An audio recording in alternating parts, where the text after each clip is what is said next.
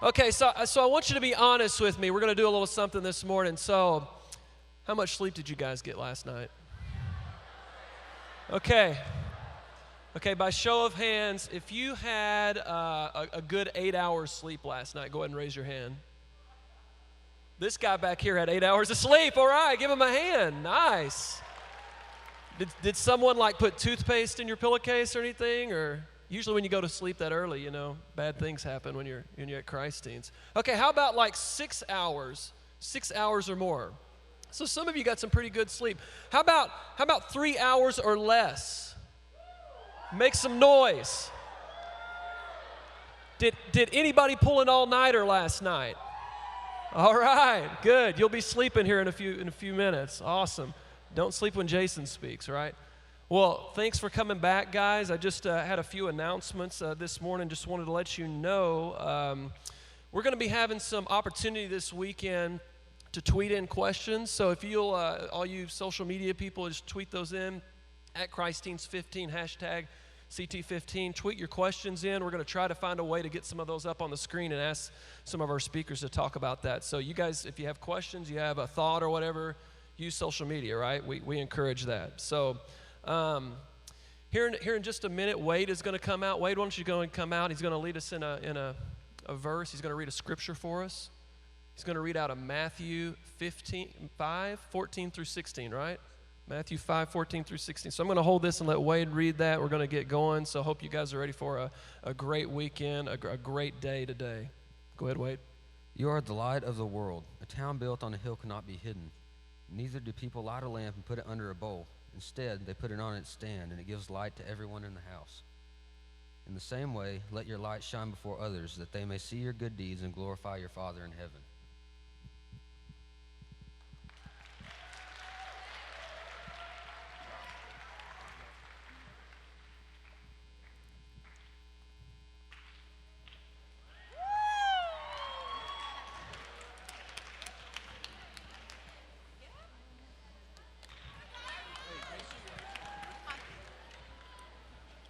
You guys ready to worship the Lord this morning?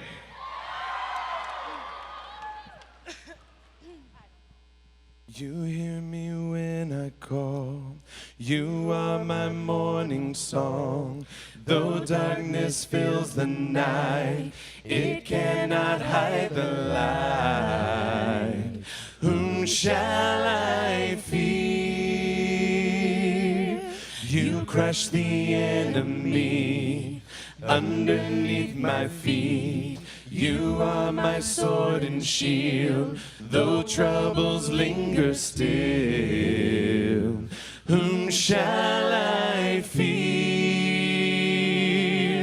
I know who goes before me. I know who stands behind. The God of angel armies is always by my side.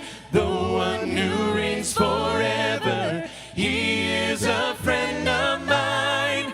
The God of angel armies is always by my side. My strength is in your name, for you alone can save. You will deliver me. Yours is the victory.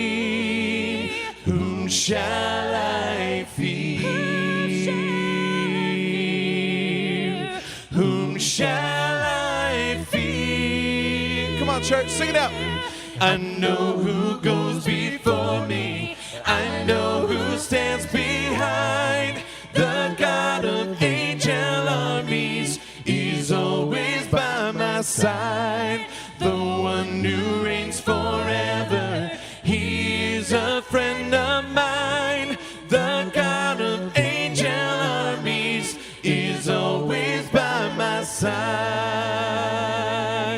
And nothing formed against me shall stand. You hold the whole world in your hand. I'm holding on to your promises. You are faithful. You are faithful. And nothing formed against me shall stand. You hold the whole world in your hand. I'm holding on to your promises. You are faithful. You are faithful. You are faithful. You are faithful. Sing it out. I know who goes before me. Come on.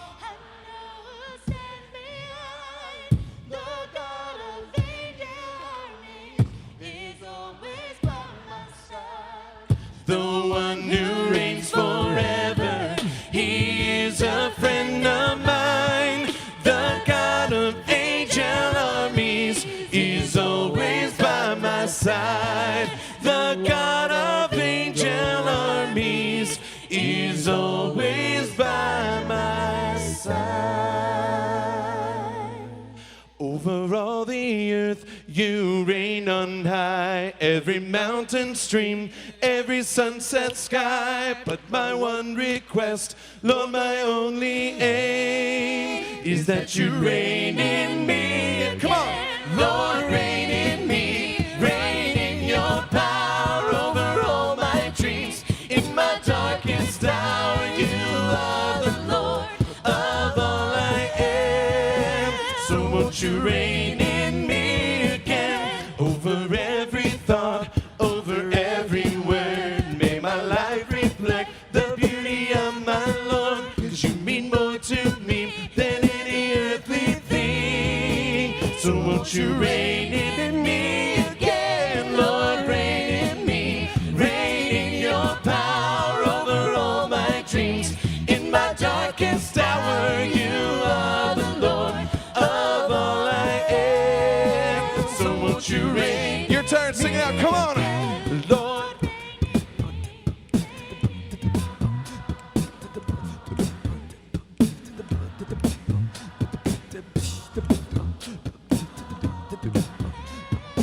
So won't you reign in me again, Lord, reign in me, reign in your power over all my dreams. In my darkest hour, you are the Lord of all I am. So won't you reign in me again, so won't you reign in me again, so won't you reign in me again.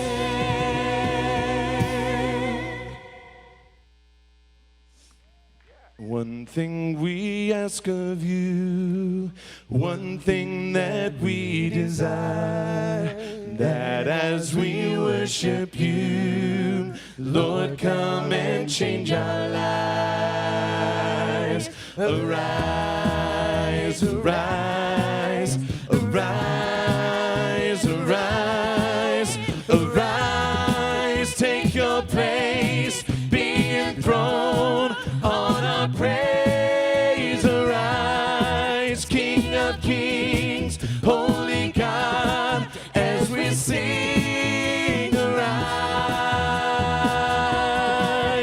arise, Lord, arise, arise. One thing we ask of you, one thing that we desire, that as we worship you, Lord, come and change our lives. Arise, arise, arise, arise. Come on, sing it out.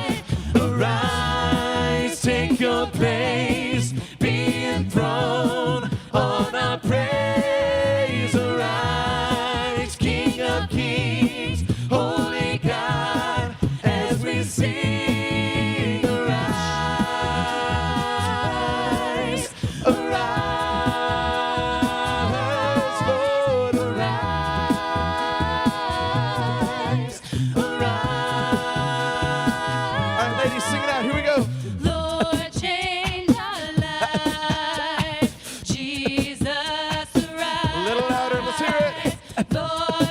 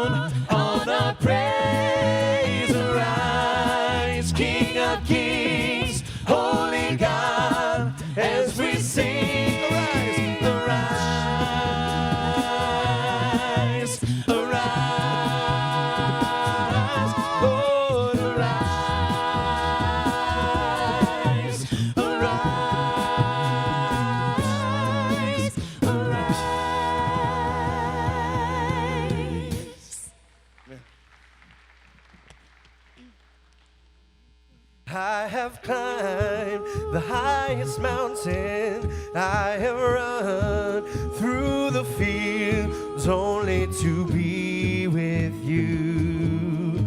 Only to be with you. I have run, I have crawled, I have scaled these city walls, only to be with you. But I still haven't found what I'm looking for. No, I still haven't found what I'm looking for.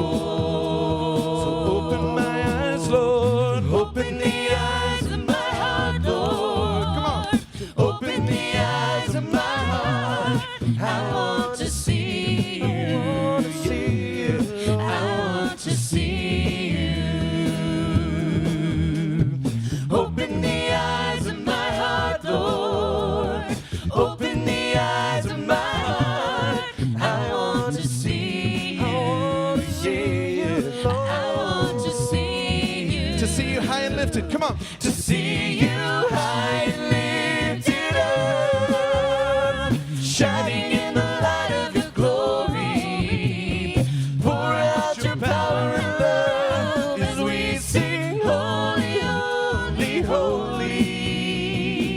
holy. I believe in the kingdom come, when all the colors will bleed into one, bleed into one. And yes, I'm still running.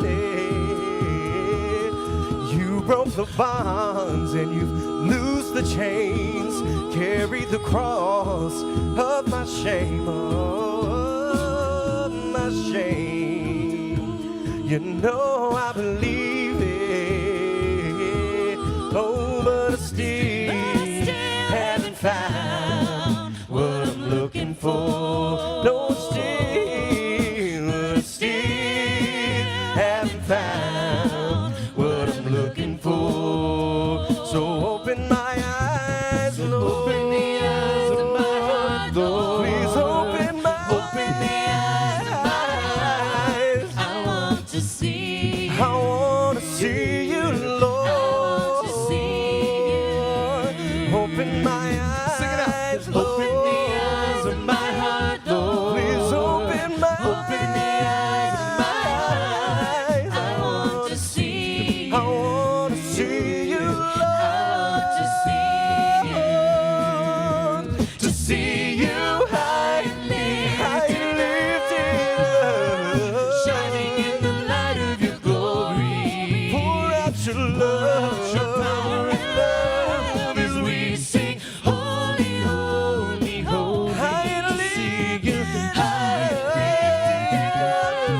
shining in the light of your glory. Pour out your love as we sing, holy, holy,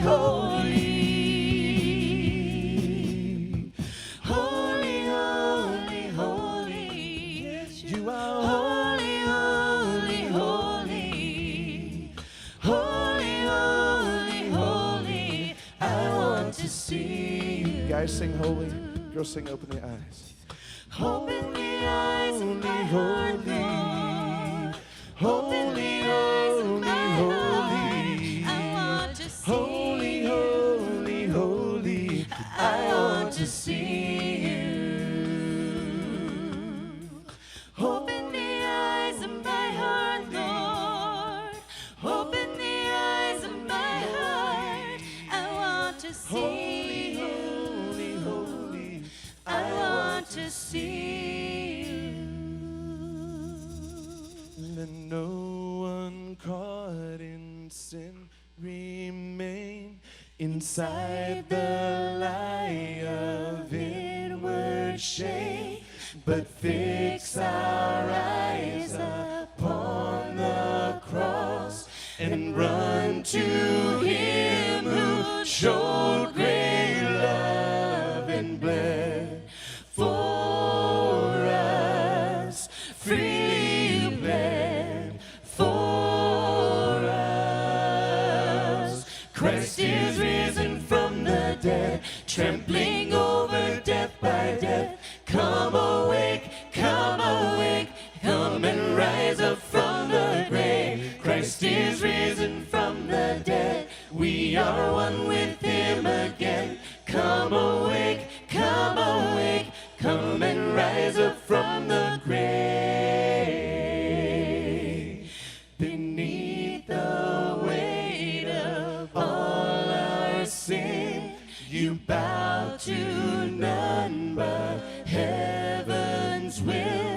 no scheme of hell, no scoffer's crown, no burden great can hold you down in strength. You reign forever, let your church proclaim. Christ is risen from the dead, trampling over death by death. Come awake, come awake, come and rise up from the grave. Christ is risen from the dead, we are one with him again. Come awake, come awake, come and rise up from the grave. Oh, death, where is your sting? Oh, grave, where is your victory? Oh, church, come stand in the light. The glory of God has defeated the night. Singing, oh, death, where is your sting? Oh, grave, where is your victory? Oh, church, come stand in the light. Our God is not dead, he's alive, he's alive. Christ is risen from the dead, trampling over death by death. Come awake, come awake, come and rise up from the grave. Christ is risen from the dead, we are one with him again. Come awake, come awake, come and rise up from the grave. You may be seated. Good morning, Christeens. I know it's going to be a good day when we get to work you two into the worship set. Are these guys not amazing? You guys give it up for Chris and his gang. I agree with social media. I don't know what's better, the vocals or the majestic swan dancing that goes on. So I don't know who it was that tweeted that, but good stuff. You guys excited for day 2? Come on now, you guys excited for day 2? All right, then let's do this. Get your cell phones out. Let's let the world know. Here's what we're going to do to kind of get us going this morning. Can we bring the house lights up for just a second? I want you to take your cell phone out, get with somebody. Go ahead, stand up. Do what you need to do. Stand up, get with somebody. I want you to selfie, okay? And I'm going to do that from up here. And then we're gonna at Christeens. We're going to hashtag it CT15 and let the world know what we're doing today. That we're here about multiplying. So go ahead, stand up. We're going to get a selfie. Yes, you can, it's church, but you can take your cell phone out. There we go. This guy's got it. Everybody got it?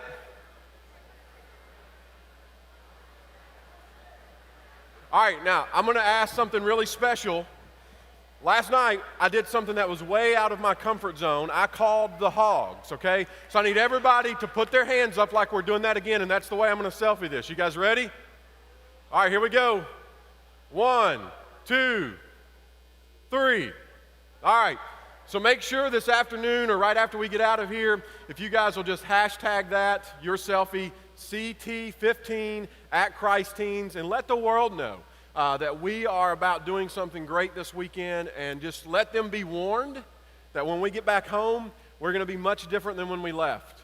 And that's our goal this week. So let me pray, and then we're going to dive into kind of part 2 of Go and Make this morning, okay? Pray with me. Father, I just pray that your Spirit be upon this place this morning, that God, you would give us an alertness in our minds, and that God, you would give us an openness of heart, that God, as we kind of just look through again this mission that you left us with in Matthew 28, from the words of your Son to go and make and to baptize and teach, God, I pray that you would allow us to begin to see our world and our communities and our schools, our cafeterias, our workplaces, through different eyes.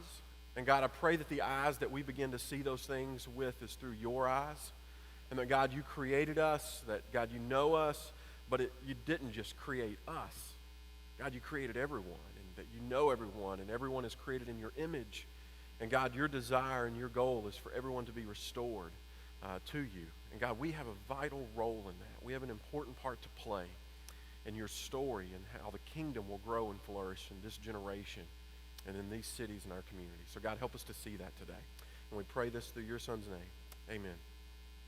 I grew up in a big family, and I don't mean just numerically. I grew up in a big family. I have uncles that are 6'6". My great-granddad was 6'10". But not only are we big as in height, we're just big people. And I have one uncle in particular who is just an extraordinarily big man. He's around 6'5", probably weighs somewhere in the 350, 375. I mean, this is a big, big man. It's one of my dad's brothers. And so I remember being about 10, 11, 12 years old, somewhere in there. And we were at my uncle's house. And so I wanted to mess with him. And he had gotten up to go get something to eat in the kitchen. And so when he got up, I snuck up into his seat, his recliner. Now, what I learned that day is you don't ever mess with a man's recliner. Okay, that's what I learned. But I got up in the recliner and I kicked back and I was just chilling. And so he walks back in and he looks at me and he says, "Hop up." And so I laugh, and this is what I say in my 11, 12-year-old body to this 6'5", 350-pound man. I look back up and I say, "Make me." That was really stupid. I didn't know a big man could move that fast. I didn't know a man his size had such quickness about him. But in one swoop, I'm face down on the ground in an arm bar. Now he's laughing, and this is what he says. He says, "You still want me to make you?" And I'm like, okay, I get it. And so it's starting to hurt at this point, and he won't let me up until I surrender. And anybody know what the magic word is of surrender? What is it? Uncle. And I didn't want to say it, and he would just keep tightening that arm bar, and he said, "Say uncle." And so here in my 12-year-old pride, who just said make me, I'm about in tears, and finally I say, "Uncle." Now, I still have a complex because of this. I think the clinical name is like I practice this. It's merantherophobia. And it's the kind of the phobia of being bound up. And so, man, if you grab my arms, if you come up behind me today and grab my arms, I'm just going to like freak out. I think this has to do a lot with my uncle and stealing his recliner. But here's the point. I grew up thinking that surrender, thinking that had negative connotations. I grew up thinking that was kind of a bad word, meaning that I give up and that means that, you know what, I'm beat. And I remember laying on the ground with no other options. That's what I thought surrender meant. I thought that if I want to keep my arm, I'd better surrender. And what happened then is this carried over into my view of Jesus. This carried over into my view of the church. It carried over into my view of the Christian walk and what God was calling me to do. Because I felt like that when I heard messages about surrendering my life, well, that automatically meant I've got to give up. That automatically meant I'm beat. That automatically meant that, you know what, I'm supposed to live this whipped, dreadful, defeated demeanor. And so I approached church, I approached Jesus like this. Well, Jesus, I guess if I have to, I'll do that. I mean, if I have to, I'll get up early. If I have to, I'll go on Wednesday night. If I have to, I'll tell somebody, invite somebody to church. If I have to. And that was the way that I kind of connected surrender, kind of like my uncle holding me down on the ground, and Jesus, as if he was holding me down in some kind of arm bar. And so go and make those words to me, those words that require me to give up of myself, they became burdensome. And my attitude reflected that. I mean, I didn't go about this Christian walk with any kind of joy. It was just a burden to me. It was something that I had to do. And the only thing that I was good at making was excuses. I could come up with 1,000 excuses as to why I shouldn't and couldn't and can't do something. I just found it easier then to do nothing. I was still a church goer. I still went to church every time the door was open. My dad was a preacher. I had no other option. First in, last out. But I just found myself just kind of moseying through all this. And the older I get, here's what I learned. Here's what I've come to know. Guys, that surrendering my life to Jesus is the only way to live. That anything else short of surrendering my life to Jesus is just playing games. That it's not living at all. The true meaning of life and the way to live, I look back and go, how in the world did I ever survive living that way? What I've found is that the greatest joy I've come to know is living in total surrender of Jesus. Giving my life in return and going, listen, I'll go and I'll do whatever you want to, Jesus. It's the only way to live. That's really living. So the question that we want to kind of dig through and answer this morning is, so what does it really look like then to surrender to the mission of God? Okay, that's a big word today, is mission. Before we get there, I want us to kind of talk about that word mission. I want us to define that. Again, that was another word that was really misrepresented for me growing up in church.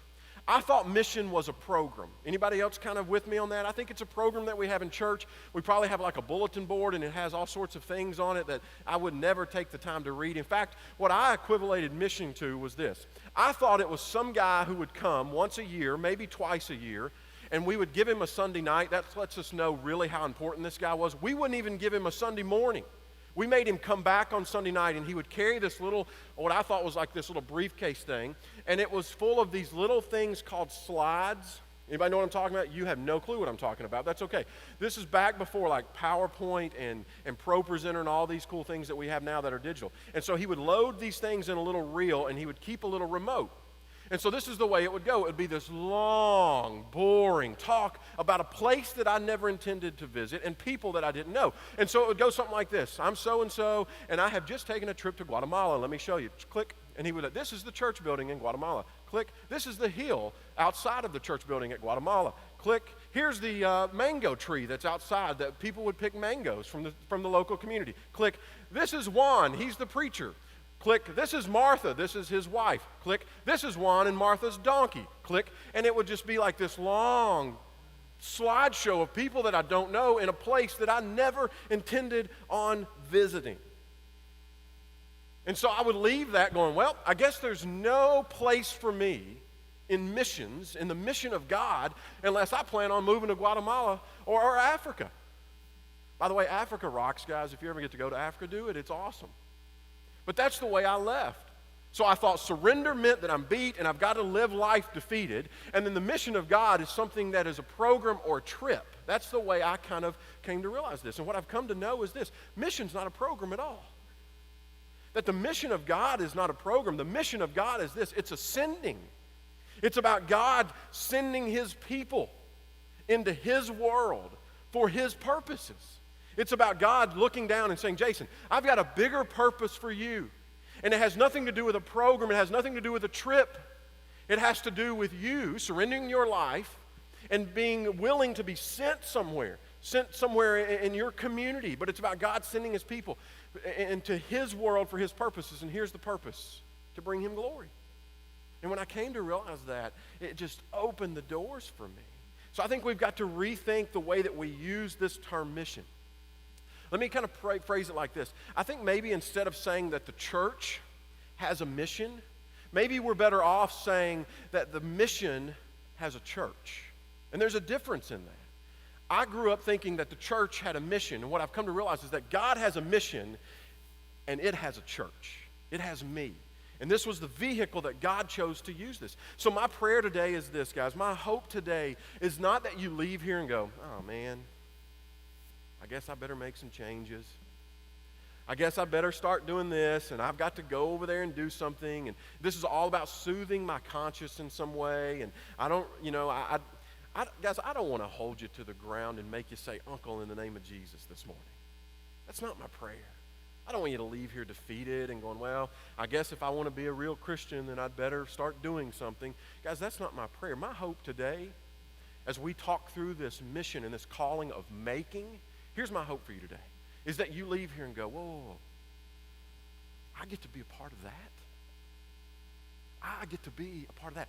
God has chosen me to be a part of that. He could have overlooked me. He could have skipped by me. He could have picked someone better than me. He could have used someone with more talent, more skill. But no, wait. I get to be a part of that. And when we approach it with those kinds of attitudes, it's going to open up. Now, last night, I just want to kind of briefly kind of go through what we talked about last night for those that weren't here. Give me 2 seconds on this. We talked last night about coming and then going, that we have to come to know the invitation of what Christ is extending to us.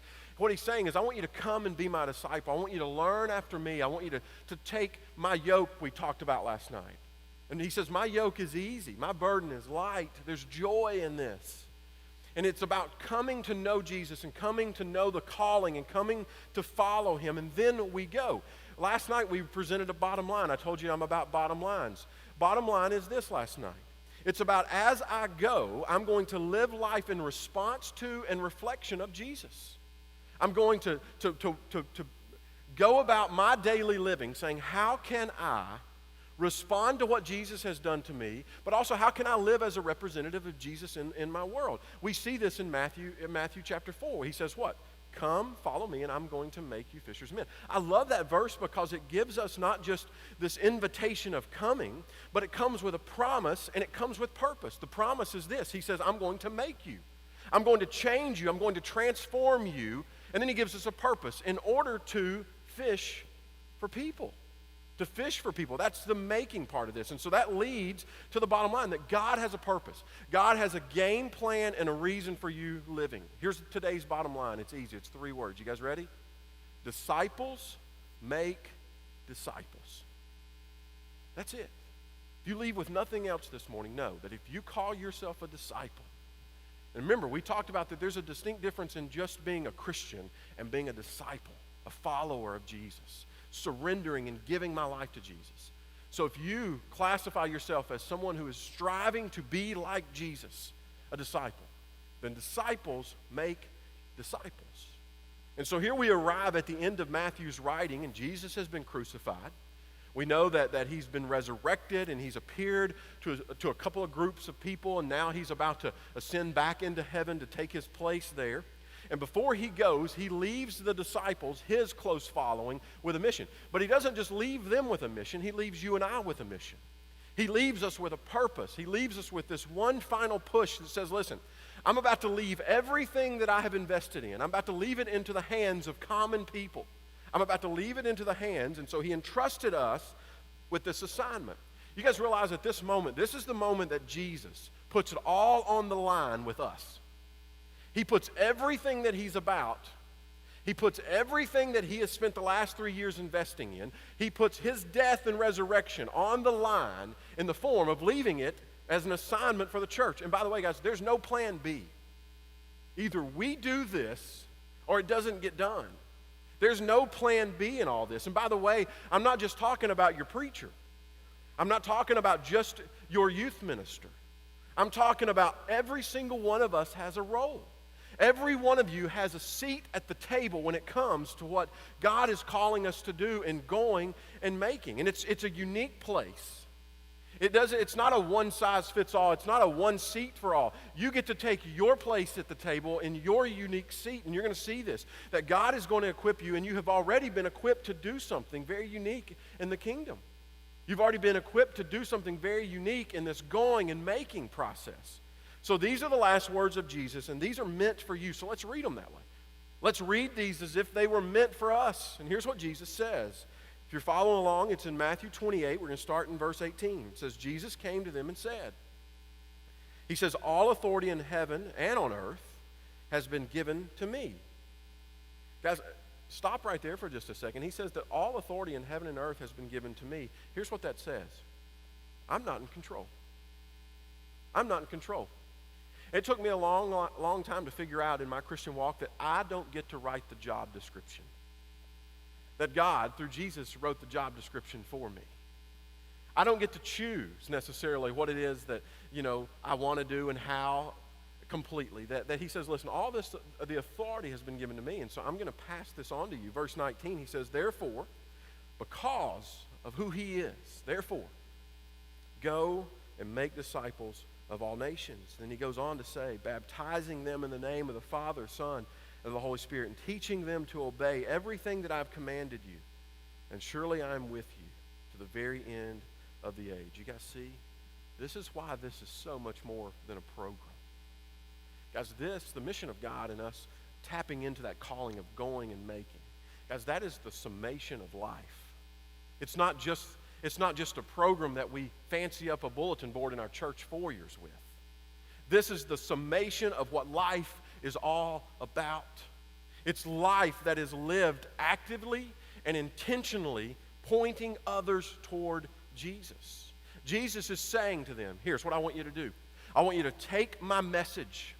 I want you to take what I have shown you in way of treating people and the way to change and mold culture, being in it but yet being separated from it. And I want you to take those things into the world and multiply.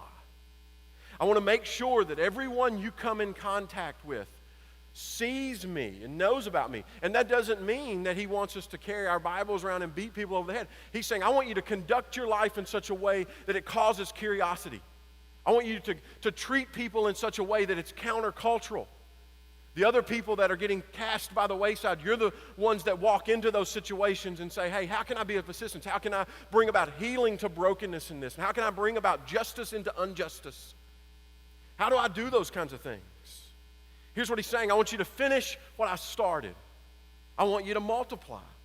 So here's the game plan for the rest of the morning. I always did better when the speaker would tell me kind of here's what's left, because then I could kind of check it off and know kind of when this thing's going to end. So here's what I plan on doing the rest of the time this morning. I want to take just a little closer look at why multiplying is crucial. Why you have to leave here this weekend and understand that the weight of this is on you to an extent. To be active, to be responsive in this. And then I want to give you a couple of real life ways that you can do it, and let's brainstorm these together, and then we're going to call it a morning. Sound good? Sound good? All right, so here's the deal.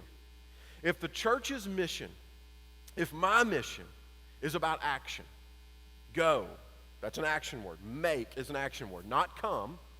It's not just stay. If it's more than just coming to a building Sunday after Sunday after Sunday, if it's more than just staying as comfortable as possible, I got to ask the question, how are we doing then? If it's more than those things, see, I can evaluate whether I have perfect attendance at church. But if we move it outside of the realm of just attending something and into a lifestyle of people being changed and transformed in the image of God, how are we doing then? There's a project called Joshua Project, and I don't know if you're familiar with this. You can read till your eyes go blind about things that they put together. But it's an organization that has run all kinds of demographics and numbers. Now, I like hard numbers. Some of you're going to check out during this part, but I like numbers, and here's why. Numbers help me see the larger picture. Numbers also motivate me to do what I know I should be doing. If you don't believe that, one day you're going to grow up and have to spend and manage your own money. The number in your checking account is major. If that gets low, you're going to want to pay attention to that number.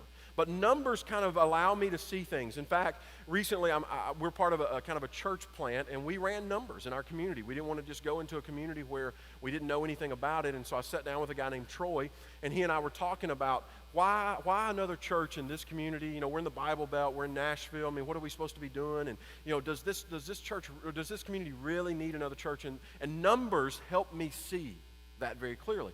Here were the numbers in our community. He said, do you realize that if everyone in our zip code woke up this morning on a Sunday and decided to go to church, there is literally not enough seats in our churches to hold those people? And I went, wow, really? I mean, I'm looking around at empty buildings and all kinds of things seemingly every corner. You mean there's not enough seats? He said, no, if everyone in our area woke up and decided to go to church, there's not enough. And so my eyes were opened with these numbers. So sometimes numbers help me see the bigger picture. So let me give you a few numbers this morning, and I'm going to get to some really practical stuff. Here's some numbers for you. Guys, there are about 16,000, in fact, 16,020 what they classify as people groups. Now, people groups aren't necessarily a nationality. It's not necessarily a race. It's just groups of people. We are U.S. citizens, but we're Southern, right? By the grace of God, we are Southern people. So Southern is kind of a people group. It's kind of a subculture, and so just because we're Southern doesn't make us, that's not our official nationality. So that's what we're talking about when we're talking about people groups. So there's about 16,020 people groups in the world. Now here's again, the evaluation of, are we doing enough? Are we making good headway with this? Out of those 16,000 people groups, 6,883 of those groups are what they classify as unreached. Now, here's what that means.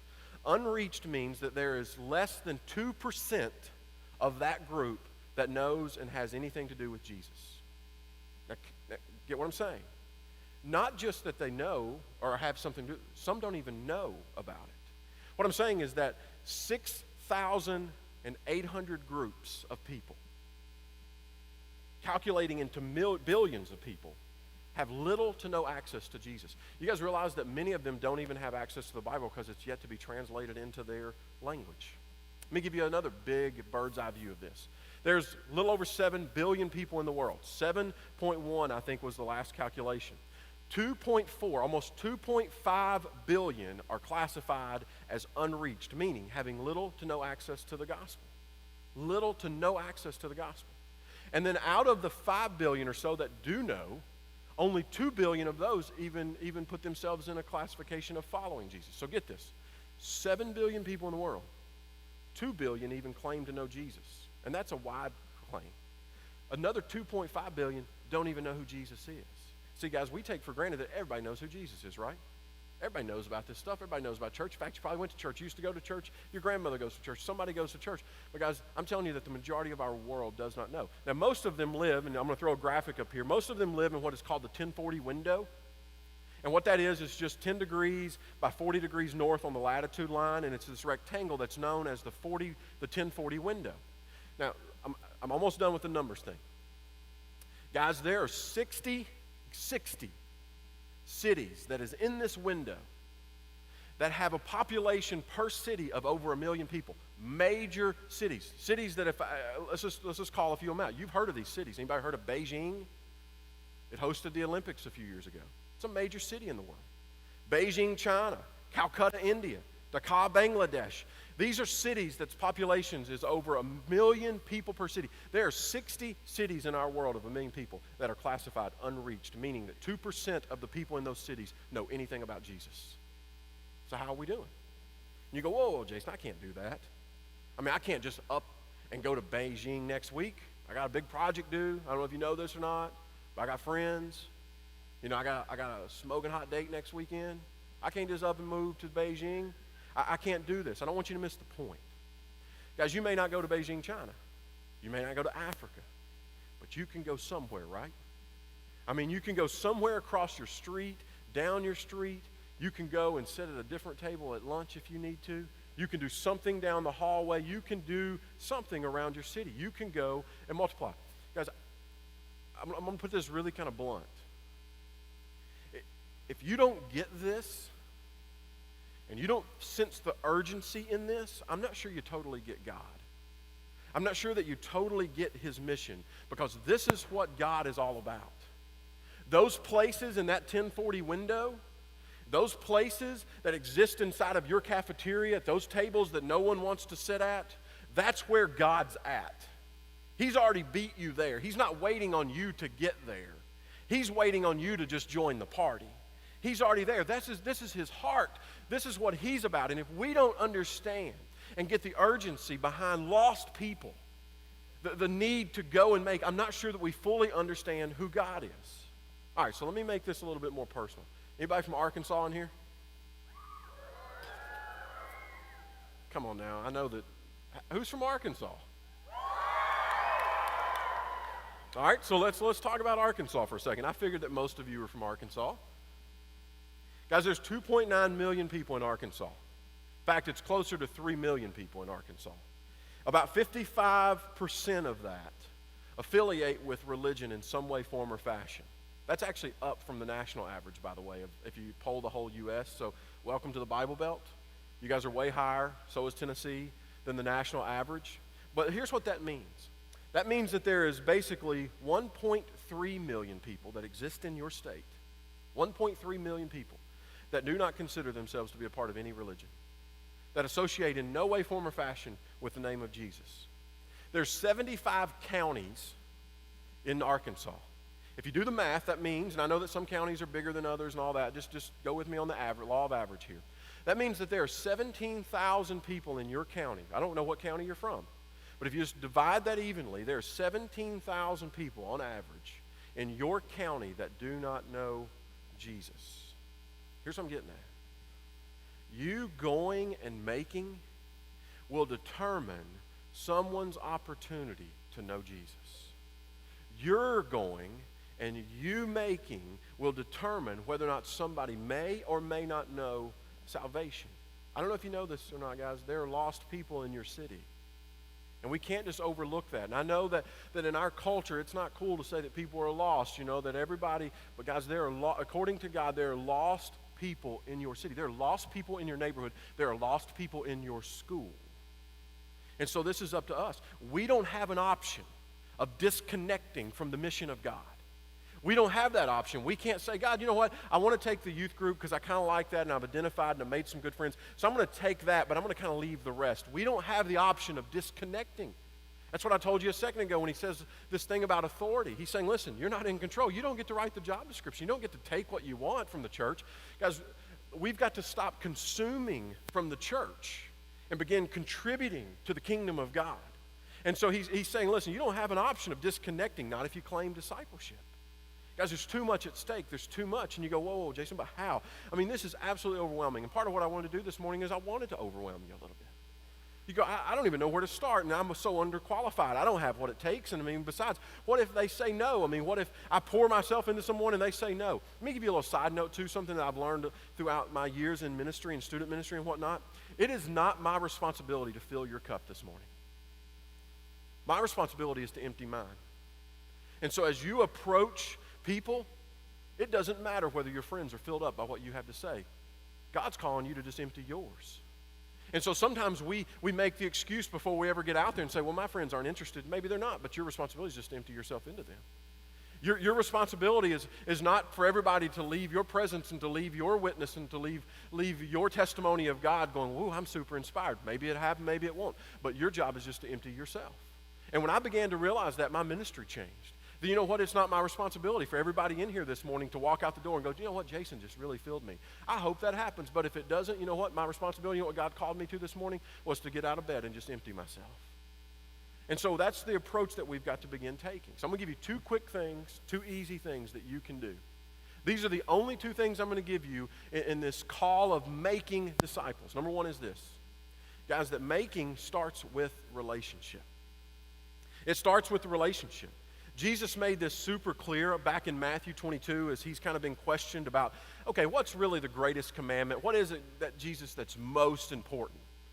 And this whole discipleship thing, I mean, what is it that really matters most? And here's what Jesus says in chapter 22. He says, love the Lord your God. He says, love him with all your heart and with all your soul and with all your mind. He says, this is the first and greatest commandment. And then he says, the second one is like it. Love your neighbor as yourself.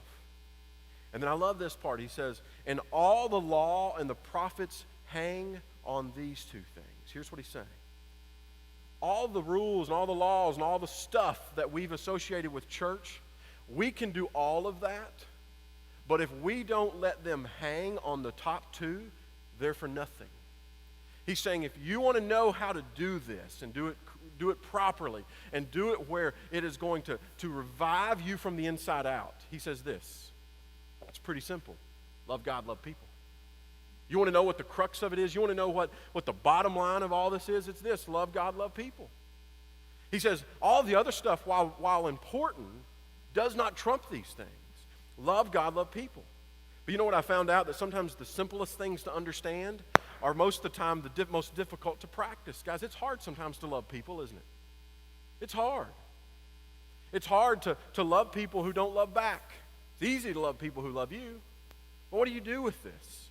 I mean, how do you begin to love people? I mean, how would our world and our communities, how would your school change if everybody just did that one thing, and that is love people? How would your schools change? How would our communities change? And so the best teaching, the best making, if you will, the best making of disciples may not be with your words. It may not be with a Bible study. The best making that you do may be just in how you love people, how you extend and open yourself up. So the best place to start is by building relationship with people. And the best place to start in building relationships with people is start with people that you already know. So I want to put a face on it. I want you to leave here today and put a face. I want you to start with one person that you already know. I don't want you to leave here and think, oh goodness, how in the world am I ever going to conquer the 1040 rectangle, the 1040 window? I don't know what I'm going to do. And here's what I want you to do. I want you to identify one person. You should have gotten a card when you come in. Everybody get this? Multiply card. Hold it up. If you didn't get it, we'll get it to you. I want you to put a face on it, because I think when you put a face on it, it becomes very real to you. It becomes very clear maybe that God is trying to use you in this moment. The card simply says this. It's got our bottom line for the day. It says, disciples make disciples. And here's what I'm asking you to commit to. It says that I will go, I will build a relationship with, and I will pray for, and I want you to put somebody's name. I don't want you to show them this. I don't want you to go back home and say, hey, I just want to let you know I'm praying for you. I don't want you to freak nobody out, okay? I'm not asking you to go, I don't know if you're aware of this, but you and I are about to build a relationship in the name of Jesus, okay? This is for you. This is for you to stick on your dash or in your pocket or on the back of your cell phone, because I want you to wake up in these days to come and say, hey, I've committed to building a relationship with. And I'm committed to praying for somebody that I know that doesn't know Jesus. Anybody not? Now, some of you are kind of looking puzzled like, well, I don't really know anybody that doesn't know Jesus. You need to make some new friends. If you don't know anybody that doesn't know Jesus, you need to get out more. Guys, God has called us to be a part of our communities, and not everybody in those communities may know Jesus. And so I want you to identify somebody before you leave. Before lunch today, I want you to say, hey, I know somebody. I want you to put their name. That person may be with you on this trip. But I want you to begin to put a face to it. I want you to know that making starts with relationship. See, sometimes we lead with the wrong things. I want you to just lead with you. Lead with you loving those people and accepting those people. We talked about last night that a big part of us is creating places to belong, building relationships, strengthening those relationships. So that's the first thing. The second thing is like this. Making is going to involve using your, keyword, your God-given gift. Your God-given gift. The number one excuse for not doing this is this. Well, I'm afraid that I don't have what it takes to make. I'm not good enough. I'm not skilled enough. I'm not a teacher, Jason. I mean, I don't even know the Bible that well. I had to use a smartphone this morning to find where Matthew 28 was. That's okay. No one's ever asked you to know more than you know. And some of us are going to say, well, I can't answer the tough questions of life. I mean, what if somebody comes up and says, well, Jason, if God is so good, then why does bad things happen? Which, by the way, we're going to do a little interview later. Do not tweet that question, because I don't know the answer to that always. And so sometimes we look and say, well, I don't really do well in front of people. I mean, I could never do what you're doing. I mean, I hate being put on the spot. I mean, what if somebody puts me on the spot with a question that I don't know, and I don't have any specific skill. I'm not really talented at anything. Jason, if you really knew me, I mean, I'm just pretty kind of plain. And we go, I'm not. And the number one excuse is saying, well, I'm just afraid I don't have what it takes.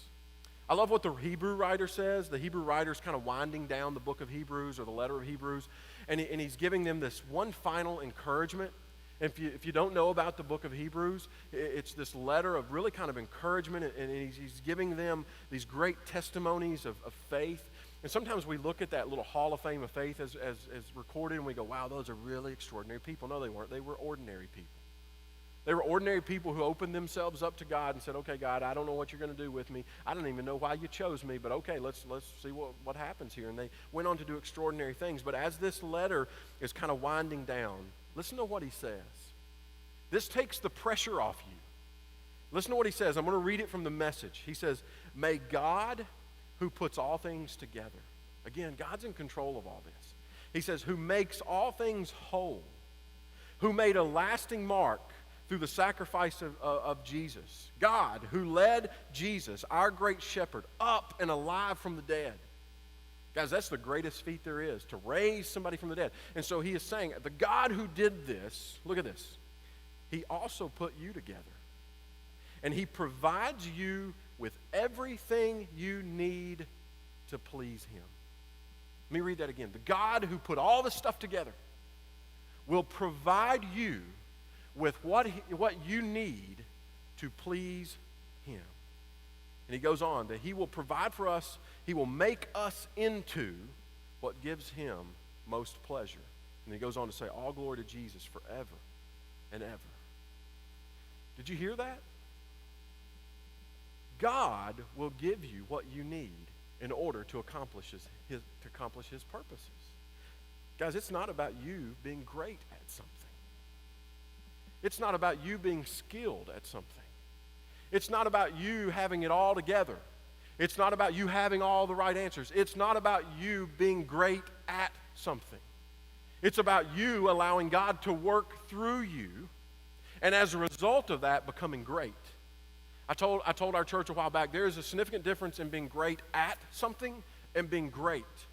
When we open ourselves up, we may not ever be great at something, but God will say, listen, I'll make you great. And we do that when we open up and we live our life in such a way that we choose to bring glory to God. And I know that some of you are going to get stuck right here today. You're going to get stuck right here and going, Jason, this overwhelms me. I am petrified at what this means to me. So I want to do something this morning in way of closing. I just want to share with you some stories of what some other students are doing. I want to make this really practical. I want you to leave here and go, okay, I could do something like this, and I want you to know this, that there's no copyright on anything that I'm about to tell you.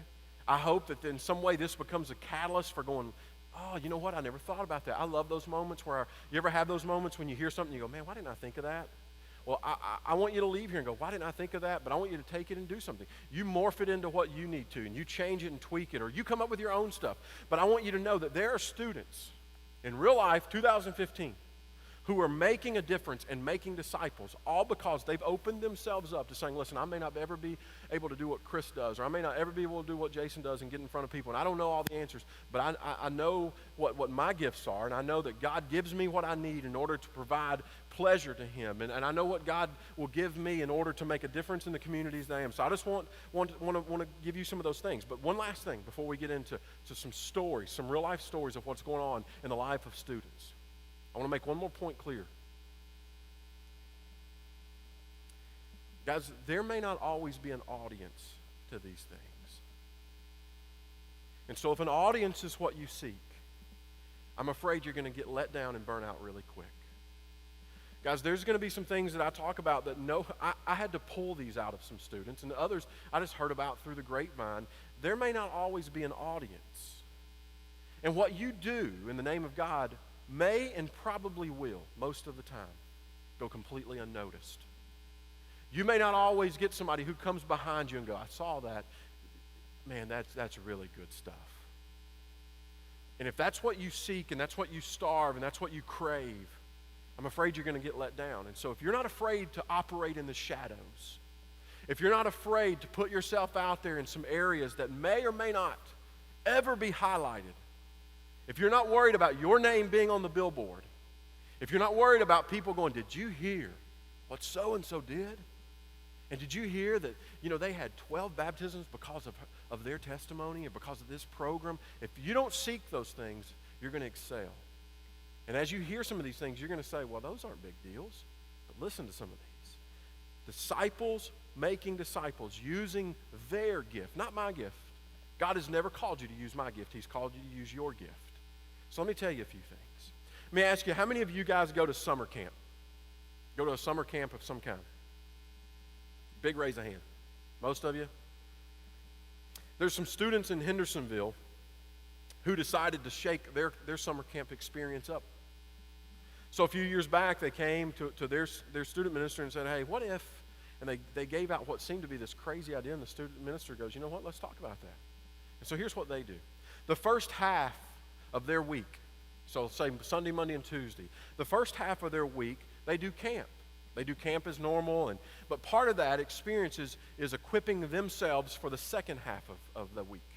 So instead of taking 5 or 6 days and doing everything that they want to do and make sure that they get their pool time and make sure that they get, what they want on the camp menu and making sure that they get all the games in and they get to hold hands with all the girls on the swings and all that sort of stuff that we do at camp, instead of the whole 6 days being about them, they said, you know what if we just took 3 days and make it about us? And then what if we invited an inner city group from Nashville as a part of our second half of camp? And we don't charge them anything. But what we do is we bring them up for the last 3 days, not so that we can sit on this side and let them sit on that side and say, now we need you guys to watch us on how to behave and how to really follow Jesus. No, they said, no, you come and sleep in the bed beside me. And I want you to join us at our lunch table. We want to be on your team, and we're going to swim in the pool with you, and we're going to do all these things together. You know what they're doing? They're building relationships with people. They might not ever open their Bibles, but they're building relationships and saying, listen, you are valued here. You belong here. They're saying, listen, this week of camp is not just about me. It's as much about you as it is about me. That's what's going on in Hendersonville, Tennessee. Anybody familiar with Craigslist? Let me tell you about a young lady, a girl that we met who goes on Craigslist with her family, and she goes to the community section. There's a community section here. I don't know how familiar you are with this, but there's a community section, and she goes to her city, and she just types in this. She types in the word, need help. And so she searches those things, and so she begins to comb through that, and it's overwhelming if you let it be, but if you just pare it down to saying, okay, I want to do one thing for somebody. So she finds somebody who has posted some need, some help that some assistance that they need, and she tries to provide that. Guys, I did a search before I came up here on Friday, and just this week in various parts of Arkansas, here's what I found on Craigslist. Just by searching in the words need help, I saw people who need rides to the doctor. I saw people on Craigslist in your communities. I saw single moms who just need clothing, school clothing for their kids. Desperate people who just need someone to identify and say, hey, I can do that. I love you enough. I don't even know you, but I love you enough to be able to do that. I saw older people who were needing some small household repairs done. I saw people needing food, all by typing in need help on Craigslist. Guys, those are things that you can do. Those are things that other people are doing. Any strip clubs in your town? Now, this is the part where you go, am I supposed to raise my hand here? There are strip clubs in Arkansas. I looked that up too. I did not go to their sites, but I did look up if there were strip clubs in Arkansas.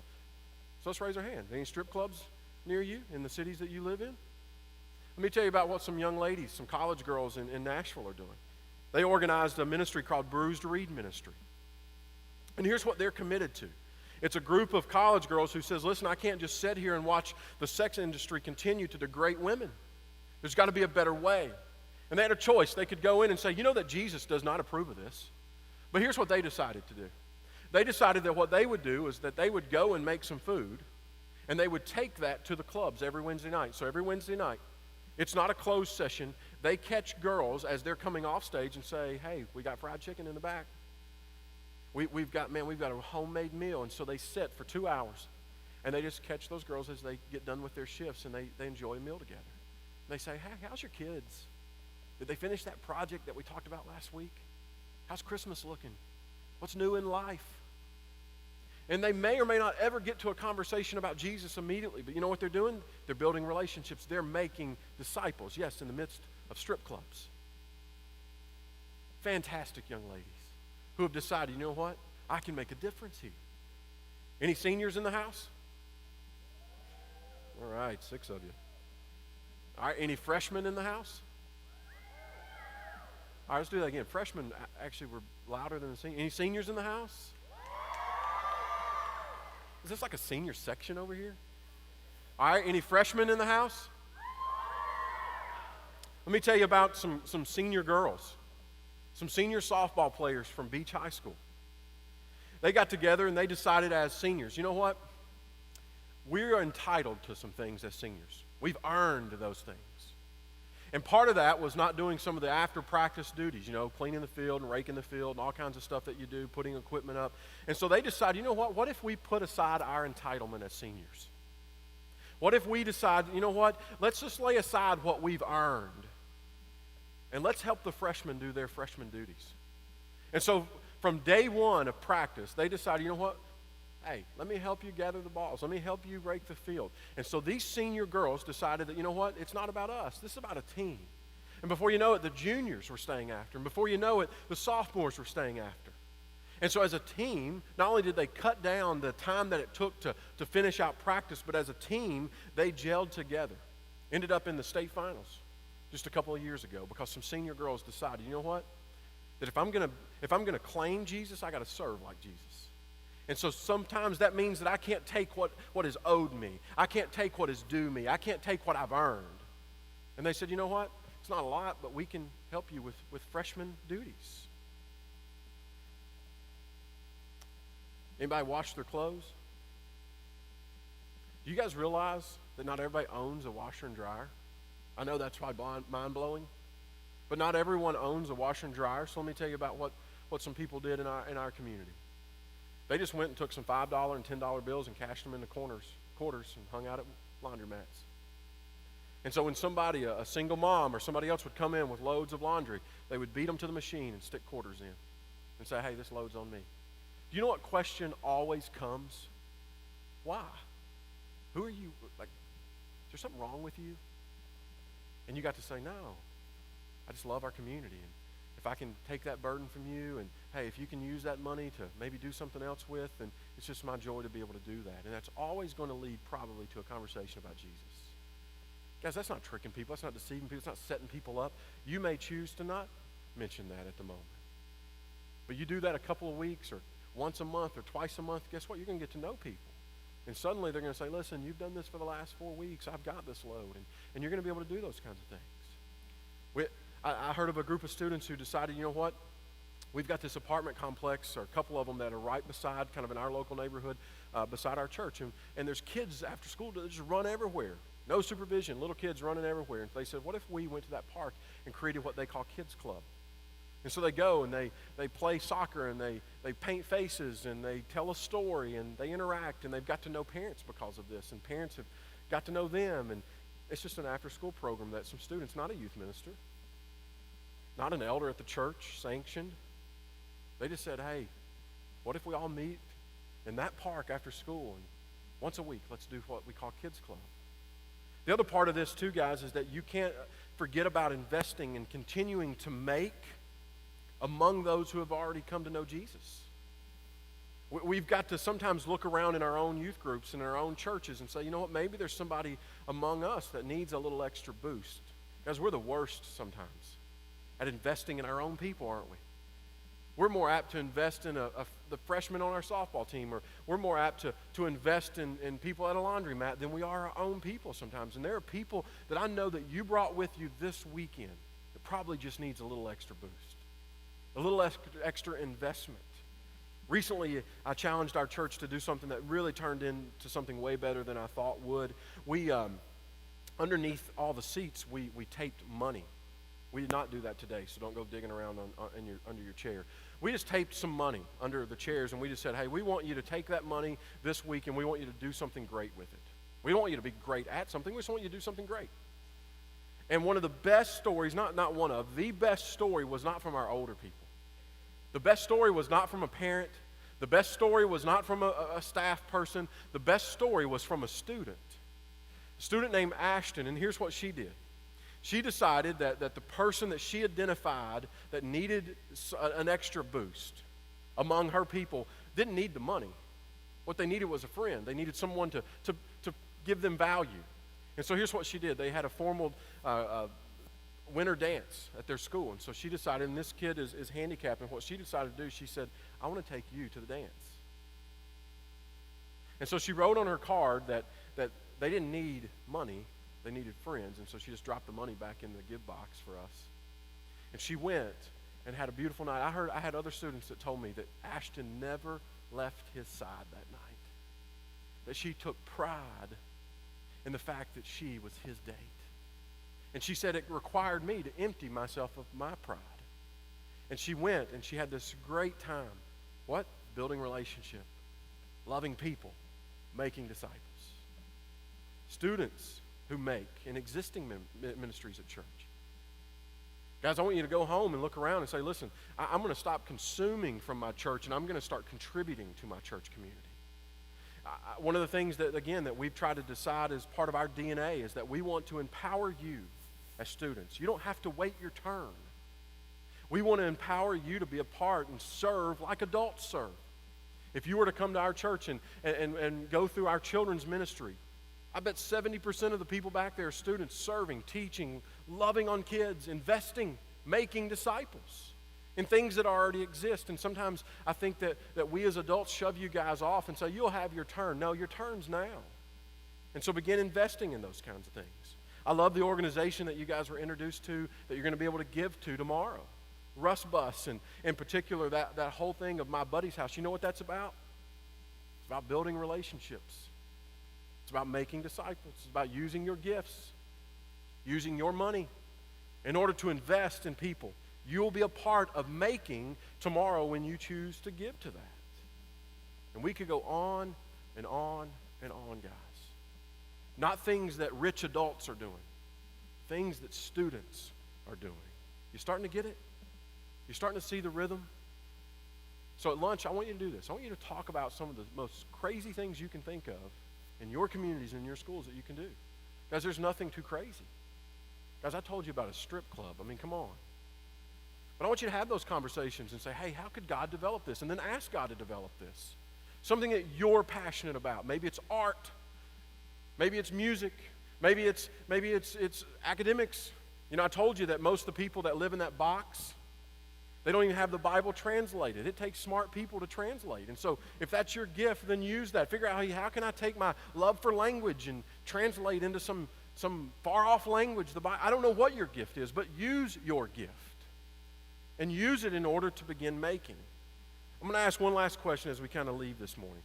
How great is Jesus? That great? Let's hear it. I mean, how great is Jesus?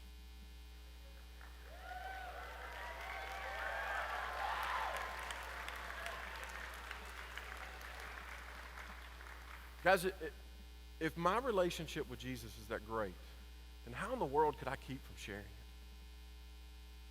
I mean, if I'm willing to shout and clap at how great Jesus is, then how in the world can I go back home and keep him to myself?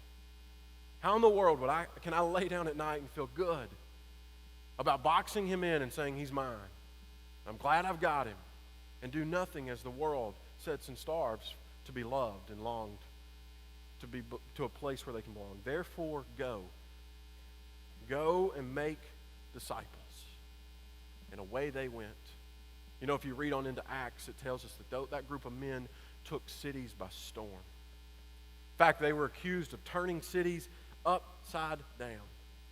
And they were able to do that because we see in Acts 1 that they were empowered by the Spirit of God. And by the way, that is the same Spirit that empowers you.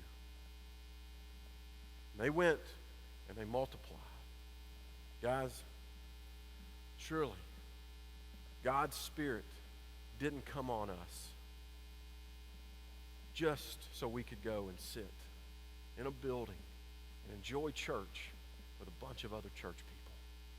It's got to be bigger than that. So let's get going. There are people and friends of yours that you know that you can identify with and put a name on a card whose eternal salvation, their eternal life will depend on you. There is no plan B. They may never know Jesus if you don't make the choice to multiply. Father, this morning we pray that your Spirit, the same Spirit that took cities by storm in the book of Acts, God, would be the same Spirit that you begin working through these students with. God, we know that your Spirit is there. It's just a matter of whether or not we're willing to tap into it and acknowledge it and give into it and surrender. God, I pray that we begin to see surrender as not you holding us on the ground and making us say, Uncle, in the name of Jesus, but God, that surrendering is the only way to live. That anything else is not truly living. God, I pray that we go back home and we begin to seek people that we already know. That God, let's just start there. I pray that there is somebody in this room that will be able to impact the city of Beijing, China. But God, I pray more today that they'll just impact their school in Arkansas, in their city and in their town. So God, I pray that they will go and begin to create relationships and they'll begin to open themselves up in your name and just love people, value people, look people in the eyes and with respect and dignity and treat them as you have created them, and that is in the image of you. God, I pray that you will allow creativity to flow throughout this room. That God, that you will get us out of the mold of thinking that the only way to serve you is to be able to preach or to be able to teach a Bible class or be able to do something inside of a building. But God, you will see that multiplying and being what you've called us to be can include a lot of different things in a lot of different places and a lot of different times. God, I pray that you allow creativity that takes us into strip clubs and softball fields and laundry mats. That God, you will give us those kinds of stories. God, you'll write those kinds of stories on our heart, and then we will be about responding to those things in action. God, above all, we pray that in all of this, that your kingdom grows, that you are glorified, and that, God, you will indeed give us what we need in order to bring pleasure to you. God, be with these students. Be with the names that are written on these cards and will be written on these cards throughout the day. That, God, you'll use them Help them to understand that there is no plan B. And God, you would use them to do mighty things. And we pray this through your Son's name. Amen. Let's all stand. Come set your rule and reign in our hearts again. Increase in us, we pray. Unveil why we're made. Come set our hearts ablaze with hope, like wildfire in our very souls. Holy Spirit, come invade us now. We are your church. We need your power in us. We seek your kingdom first. We hunger and we thirst. Refuse to waste our lives, for you're our joy and prize. To see the captives' hearts released, the hurt, the sick, the poor at peace. We lay down our lives for heaven's cause. We are your church. We pray, revive this earth. Come on. Build your kingdom here. Let the darkness fear. Show your mighty hand. Heal our streets and land. Set your church on fire. Win this nation back. Change the atmosphere. Build your kingdom here. We pray.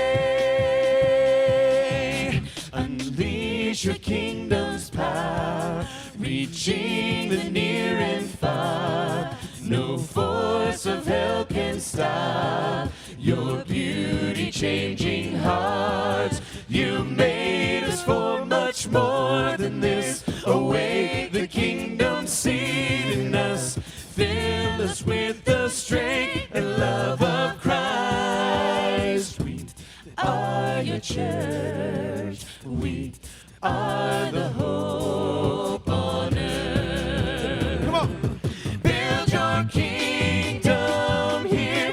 Let the darkness fear. Show your mighty hand. Heal our streets and land. Set your church on fire. Win this nation back. Change the atmosphere.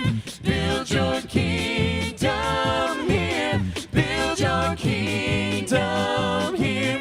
Let the darkness fear. Show your mighty hand. Heal our streets and land. Set your church on fire. Win this nation back. Change the atmosphere. Build your kingdom here. We pray.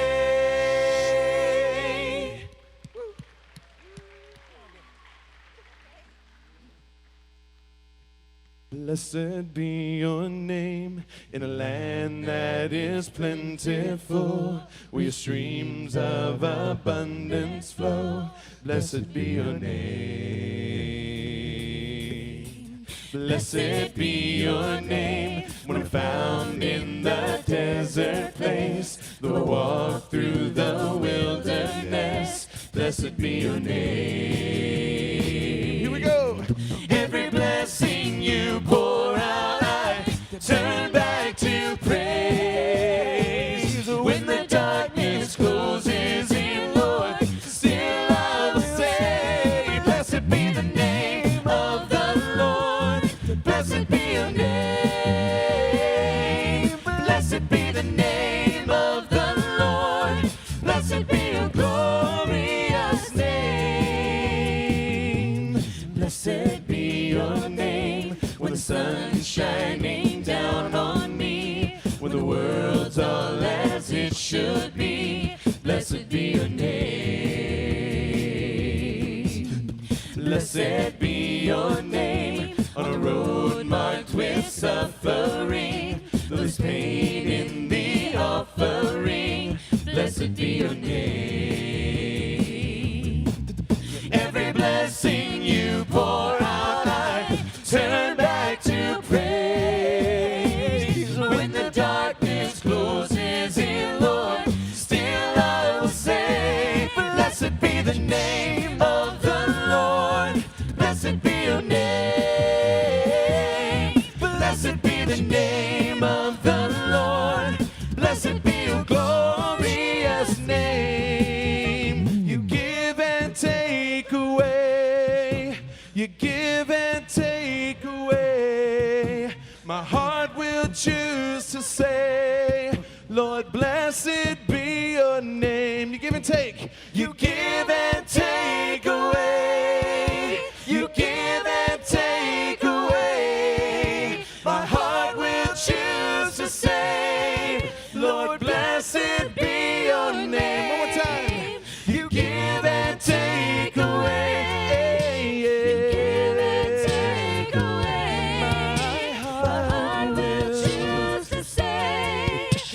Blessed be your name. Blessed be the name of the Lord. Blessed be your name. Blessed be the name of the Lord. Blessed be your glorious name. And blessed be the name of the Lord. Blessed be your name. Blessed be the name of the Lord. Blessed be your glorious name.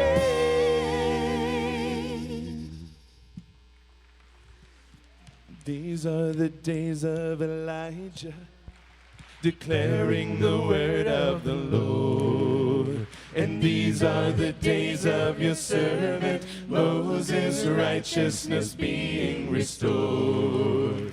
And though these are days of great trials, of famine and darkness and sword, so we are the voice in the desert, crying, prepare ye the way of the Lord. Behold, he comes, riding on the clouds, shining like the sun. And the trumpet calls, so lift your voice. It's a year of jubilee, and out of Zion till salvation comes. And these are the days of Ezekiel, the dry bones becoming his flesh. And these are the days of your servant David, rebuilding a temple of praise. And these are the days of the harvest, the fields are as white in your world. And we are the laborers in your vineyard, declaring the word. Come on, sing it out. Behold, he comes, riding on the clouds, shining like the sun. And the trumpet calls, so lift your voice. It's a year of jubilee, and out of Zion till salvation. All right, Christeens, it's your turn. Behold.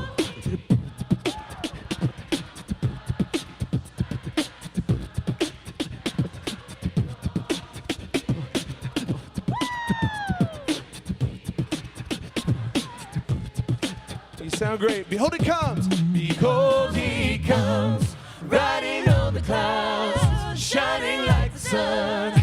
And the trumpet calls, so lift your voice. It's a year of jubilee, and out of Zion till salvation comes. So lift your voice. It's a year of jubilee, and out of Zion till salvation comes.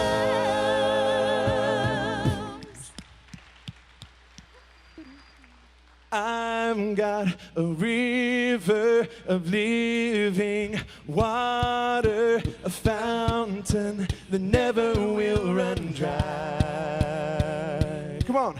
It's an open heaven you're releasing, and we will never will deny. 'Cause we're stirring up deep, deep wells. We're stirring up deep, deep waters. We're gonna jump in the river, dance in the river. 'Cause we're stirring up deep, deep wells. We're stirring up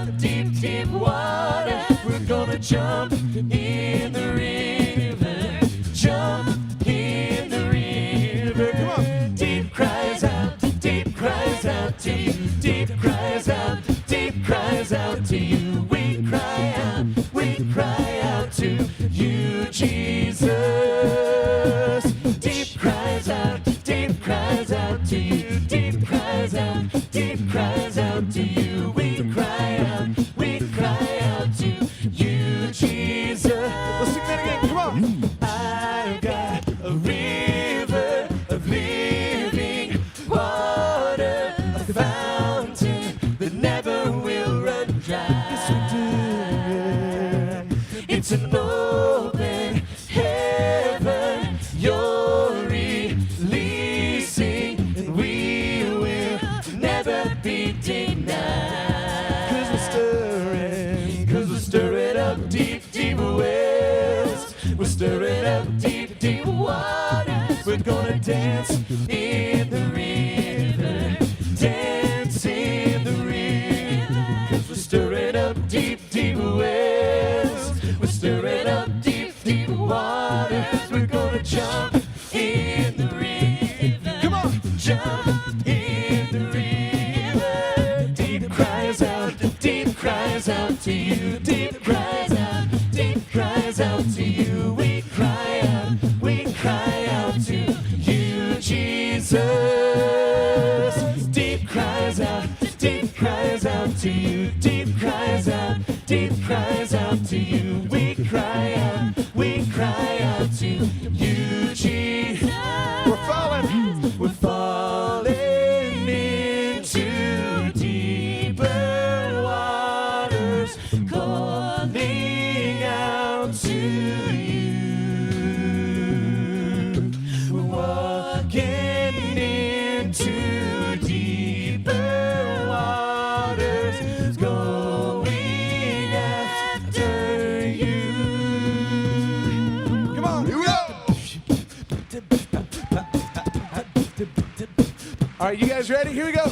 And if he goes to the left, then we'll go to the left. If he goes to the right, then we'll go to the right. We're gonna jump, jump, jump, jump in the river. Jump, jump, jump, jump, everybody. If he goes to the left, well, then we'll go to the left. And if he goes to the right, well, then we'll go to the right. We're gonna dance, dance, dance, dance in the river. Dance, dance, dance, dance, everybody. If he goes to the left, well, then we'll go to the left. And if he goes to the right, well, then we'll go to the right. We're gonna jump, jump, jump, jump in the river. Jump, jump, jump, jump, everybody. If he goes to the left, well, then we'll go to the left. And if he goes to the right, well, then we'll let's hear it. We're gonna shout, shout, shout, shout in the river. Shout, shout, shout, shout. Deep cries out to you. Deep cries out to you. We cry out to you, Jesus. Deep cries out to you. Deep cries out to you. We cry out to you, Jesus.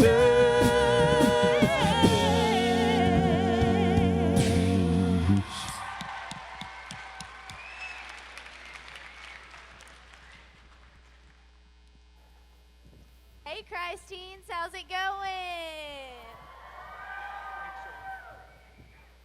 We're so glad that y'all are here. And we're also glad to have Mr. Jason Shepard here to share with us his knowledge and experiences. Okay, so as someone who has worked with teens, what kind of advice can you give to everyone to find out their gifts? I think as you guys are, we talked about gifts a little bit, and I know, again, some of you, your minds are probably wondering, okay, again, what am I good at? I think there's a couple things you got to keep in mind when trying to develop your gifts as a teen. Number one, you got to be patient. I think that God has not completed what he wants to do in you and through you, and I think you're going to discover things that you didn't know you were good at tomorrow or next year or 5 years from now, and you're going to go, wow, I didn't even realize. And so I think that's going to require some patience. I think it's also going to require some discipline, and that is that you got to kind of keep to something maybe sometime, and sometimes I think we're really quick to just kind of give up and quit when something doesn't go well immediately. And then the other thing I think is you can't be afraid. I think that fear just kills. I can't remember who it was that said it, but somebody said it in kind of a nutshell was this, is that Those who aren't afraid to fear greatly will go on to achieve greatly. And so I think that the concept of that is that if you're afraid and that's what just overrides you, I'm not sure that you can expect great things to happen. It's only those who don't fear failure that sometimes will go on to be great and to do some great things. And so that would be my encouragement, is just be patient with it and let God do what he's going to do in his time. I had somebody tell me, a good mentor of mine, she told me, she said that God doesn't always act quickly, but God will act suddenly. And so that just requires me to be patient sometimes and wait on God to show me just the right door. And sometimes it's going to be like this, and sometimes it's going to require me to continue to look for those things. Well, last year our theme was Missio Dei, if all of you remember that, and that meant the mission of God, which you mentioned earlier. And we learned that we can not only take our gifts in the country, but to our schools, our towns, and our families. And this year we're learning step by step how to execute that mission. But to do that, we have to discover our gifts. When did you start realizing your gifts, and where did they lead you? Well, I'm still discovering my gifts. And, it's one of those things, like I said, that part of that patience and maturity process is realizing God is never going to be completely finished with me. But to kind of talk just about how I found my gift, and my gift ended up being, I guess, just being a people person, and which led me into ministry. Just give you a short bio, I guess. I grew up in church. I grew up in a preacher's home. My dad was a preacher my entire life, and so when I got to Lipscomb, and then later on even into Freed Hardeman, when I got to Lipscomb, the last thing I wanted to do was church. I'd done it forever. I'd been told I had to do it, and I told you guys earlier that my attitude reflected that bad misinterpretation of surrender, and so I got to Lipscomb, and I was like, you know what, I don't have to do this anymore, and I kind of ran from that. And so I would say that my gifts started to develop when I stopped running. And so when I got to Freed, I had a professor come up to me and say, hey, my church is looking for an internship. Would you be interested? And I was like, an internship doing what? And he said, well, it's with our students. And guys, if I'm really being honest and kind of open at this, my immediate thought was, really, I don't even go to church half the time. I mean, I don't know why it is that you want me to be an intern. And I look back and know that it was just God positioning me and kind of opening me up. But I ran from it. I mean, I ran from church, but I ran from, even when I got to a place where I necessarily wasn't running from church, I ran from ministry. I saw my dad go through some things, and I equated what my dad always had to go through in ministry with potentially what was going to happen with me. And so I was like, listen, I don't want anything to do with this. And but when I stopped running, God began to develop me. And so I took this internship and come to realize that, man, I love this. I love students. I love people. I was going to be a teacher anyway, and I thought, well, I'm going to teach. Why not teach about Jesus? And God began to open up some things in my life. And then from there, just putting me in situations that I wasn't comfortable with. One of our first moves, Lori and I, when he put us in full-time ministry, he took us to West Virginia. I don't know if you know anything about West Virginia. It's way up north. It gets really cold in the winters. There's no reason to go there. I mean, just to be honest. We didn't know anybody. Our closest friend or relative was 6.5, 7 hours away. My parents at the time were living in Denver. Lori is from Memphis, and so her parents were there. We didn't know anybody. We roll into town with our stuff and unload in this little apartment that we didn't even pick out. The church picked out for us. And so we roll into this. We'd been married, I guess, a little over a year, and so we're like, okay. And I remember when we got our stuff unloaded and the door kind of shut and everybody left, and we looked at each other and we go, okay, what are we supposed to do now? And we were in West Virginia, and so allowing God to put us in some situations that we weren't comfortable with and learning how to grow through those. And here's the thing about it, too, was that I didn't realize I was growing into my giftedness at the moment that I was growing into it.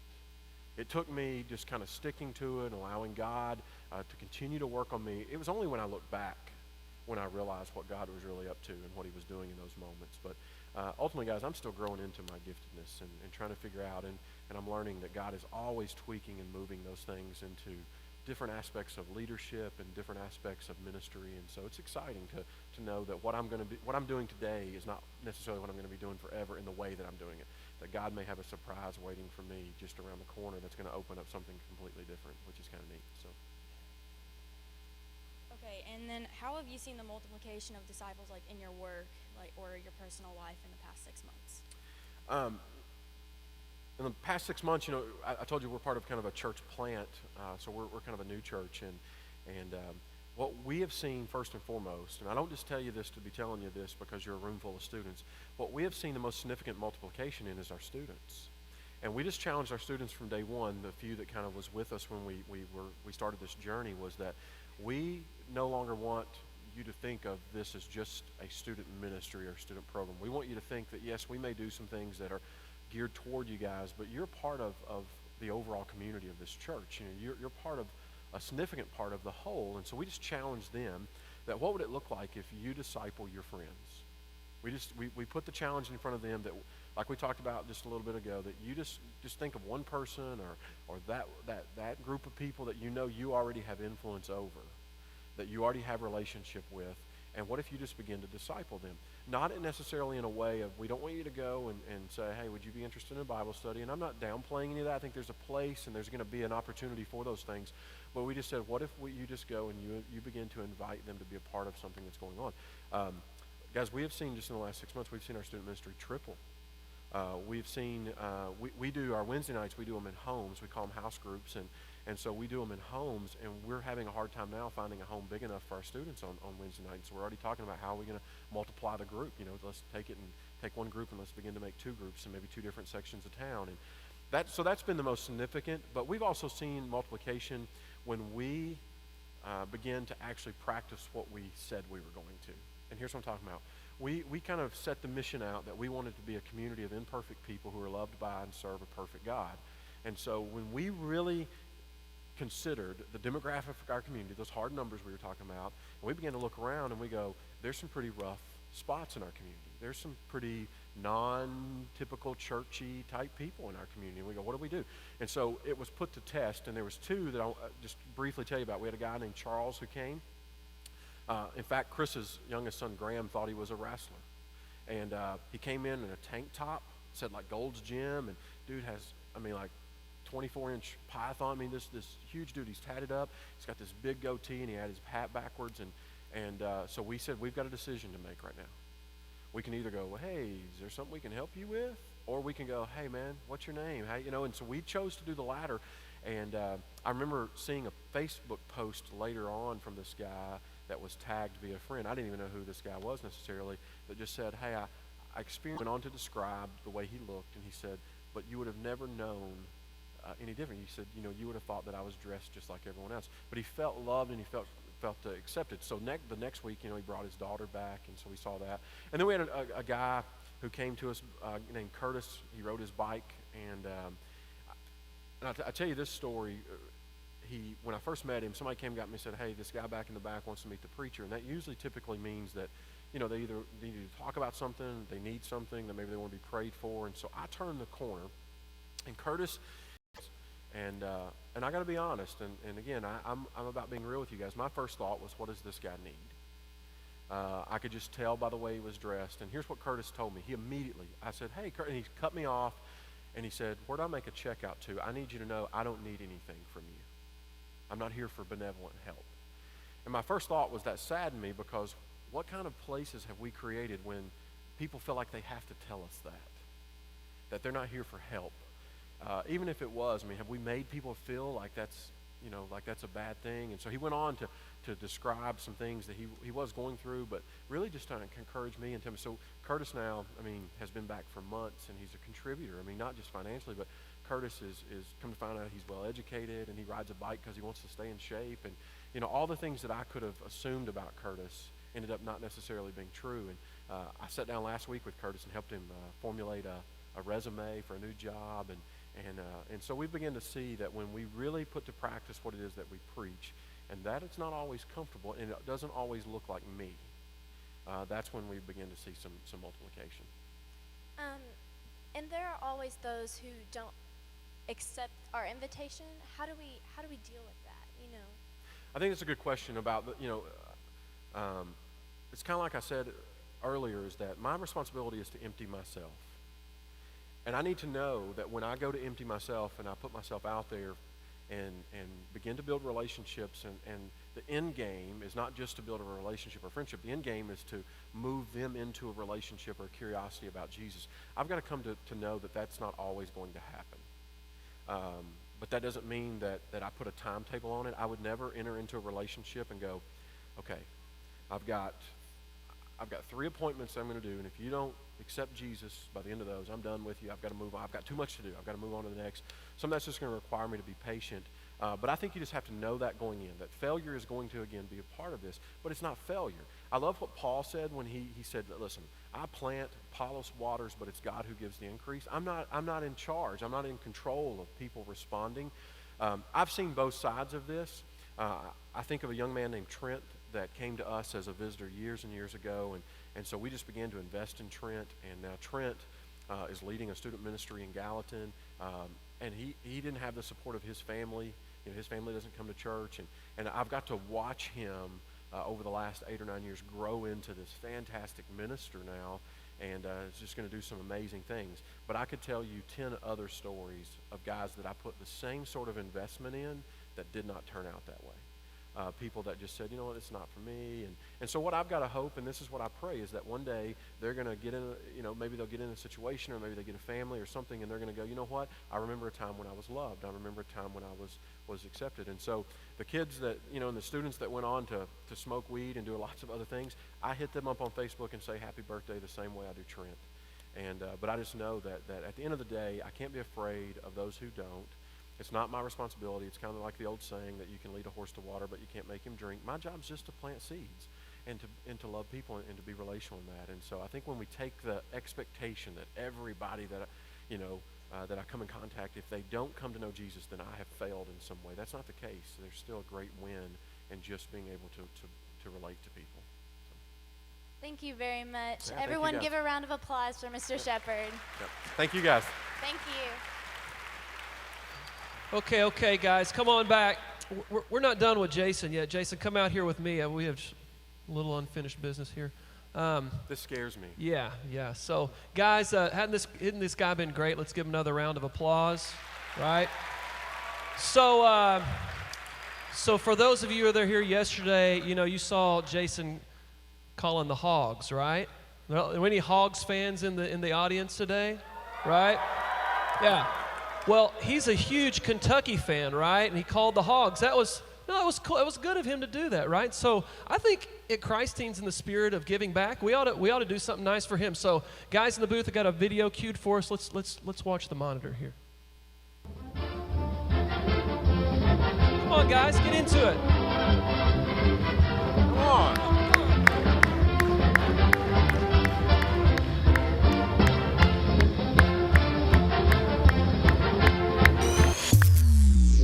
What's this?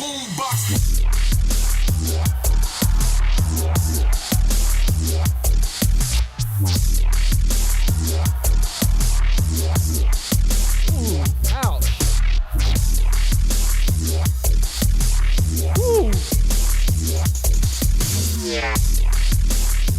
The worst part of this, I sat courtside for that game, and I was looking down the court. Yeah. With my wife and a friend of mine and some friends from Russellville here that invited me down.